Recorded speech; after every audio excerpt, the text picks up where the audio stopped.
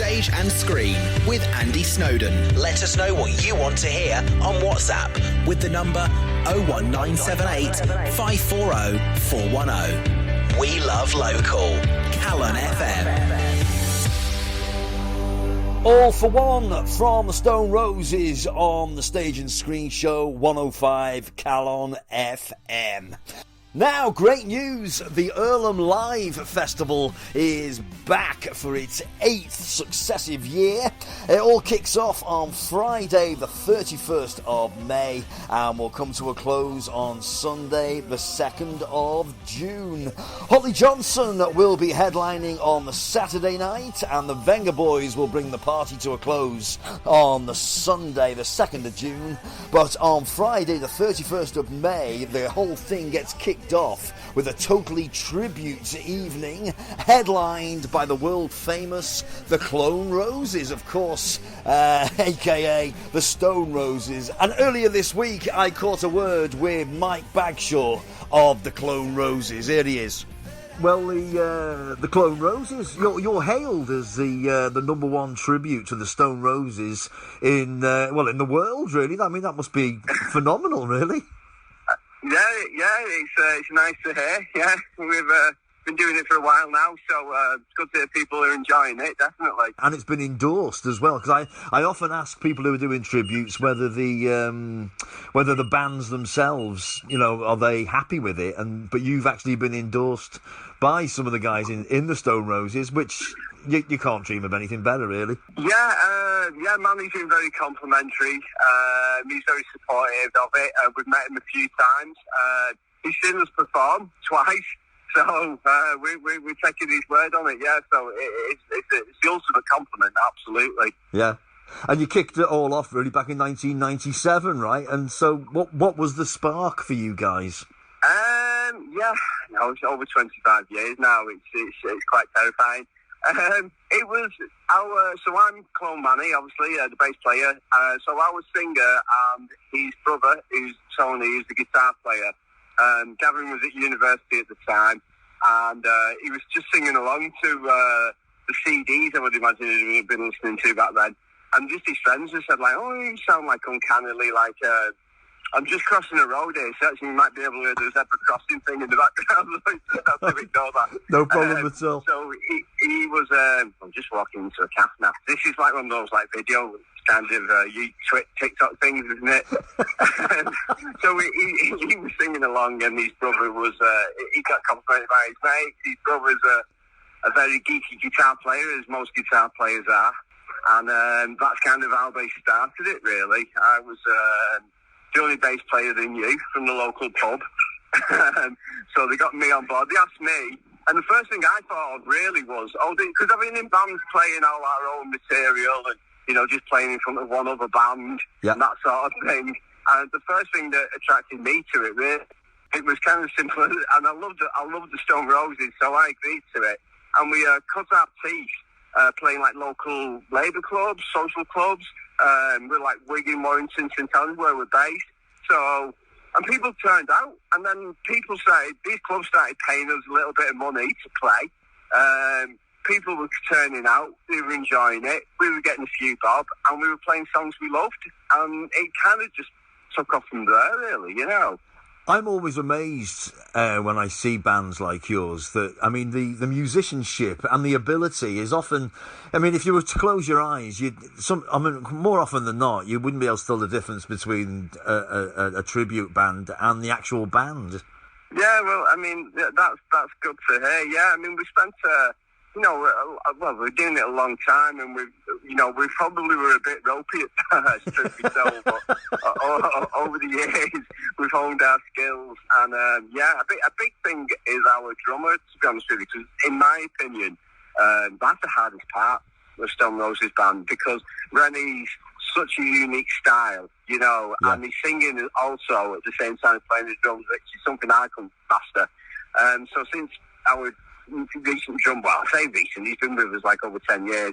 That kind of, I think that was a big point for us changing, because Phil, he plays in jazz bands and blues bands across Greater Manchester, and he's a very talented guy. Although I don't want him to hear this because it'll do his ego no good. So. but it's good. Yeah, we crack on. But you, as you say, you play on. I mean, almost to a point. Do you consider playing the part of Manny? Is that how you do it? Do you approach it like an actor might, maybe?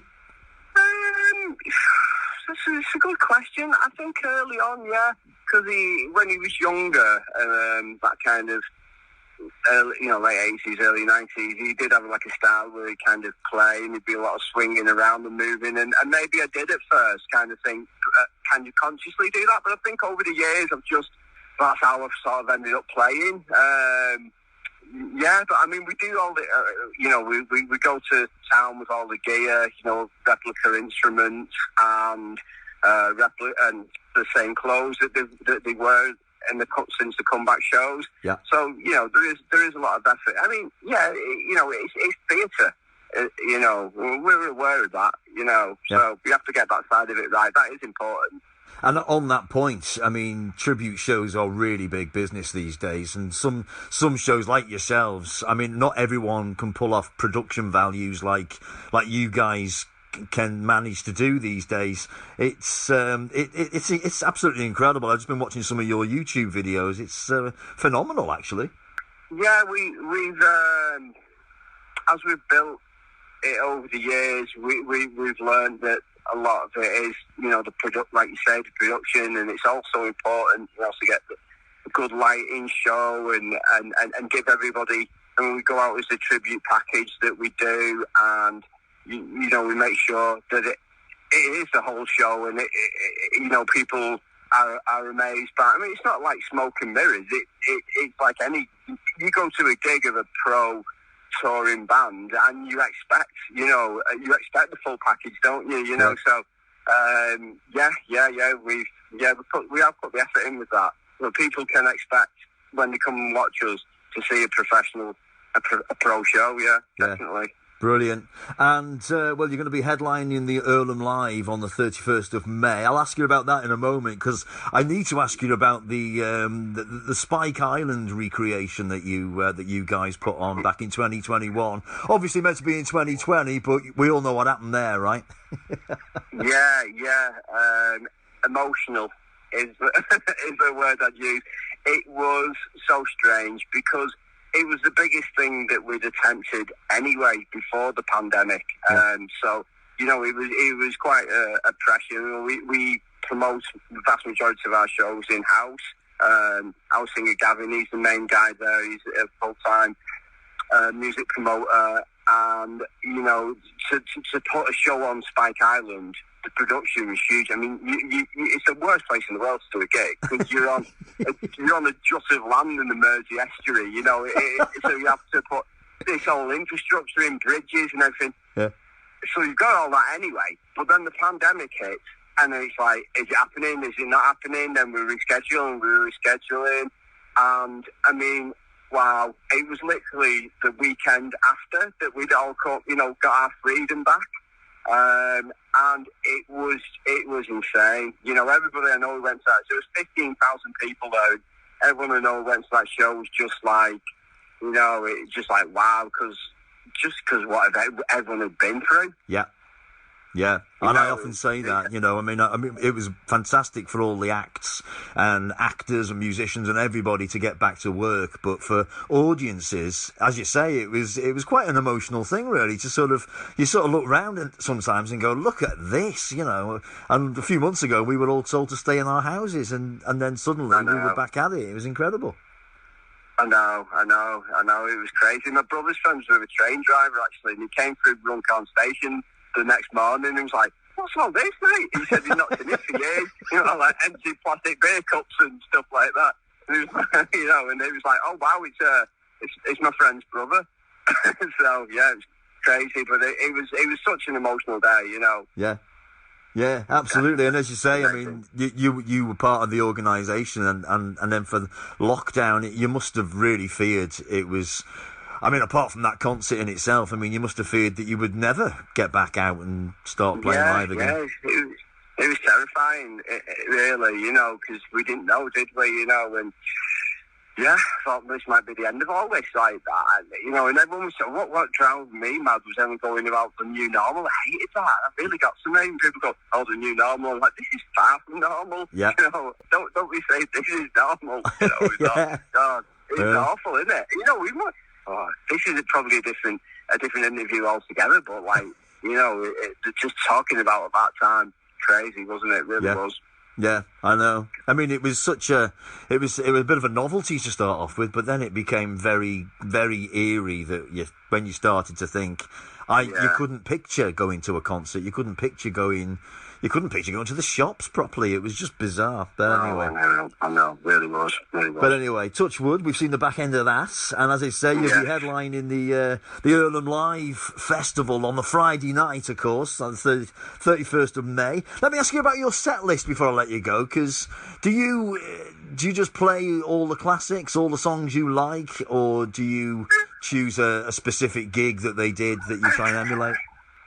Well, since they did the comeback shows, which is a few years ago now, we changed our set, so we kind of then changed everything from their earlier kind of versions to what they did at Heaton Park and later shows. So we got the gear, the new instruments and the clothes, but we also redid the songs into different compositions as they do now. Well, I did them, you know, in that reunion. So that gave us a new lease of life, really, because we weren't middle-aged men pretending to be 20-year-olds. We were middle-aged men pretending to be middle-aged men.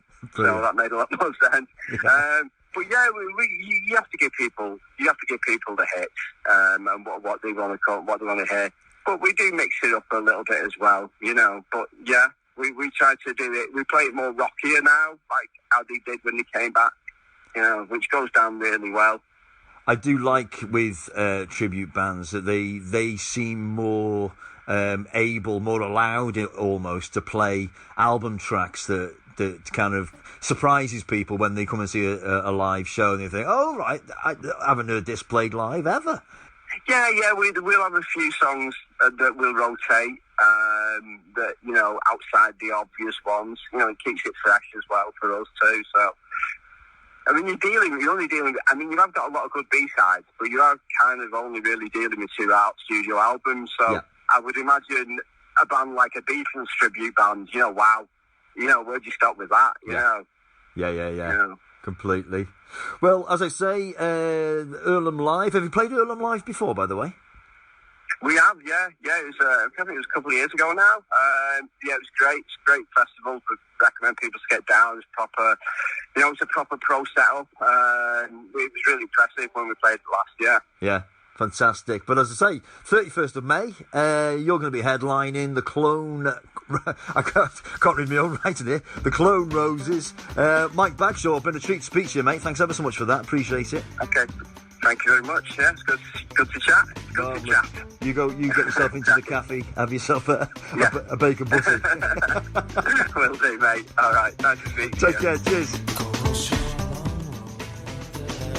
So, Friday, the 31st of May, the 8th Irlam Live Festival will get underway over there in Irlam. And on the Friday, the whole thing gets kicked off with a totally tribute night with the Calon Roses headlining. And on Saturday, the headliner is Holly Johnson. Along line, a fantastic bill on Saturday. Bad Manners, Aston Marigold, and The Farm and Liberty X will all be playing. And on Sunday evening, Artful Dodger and Venga Boys will be closing the whole event.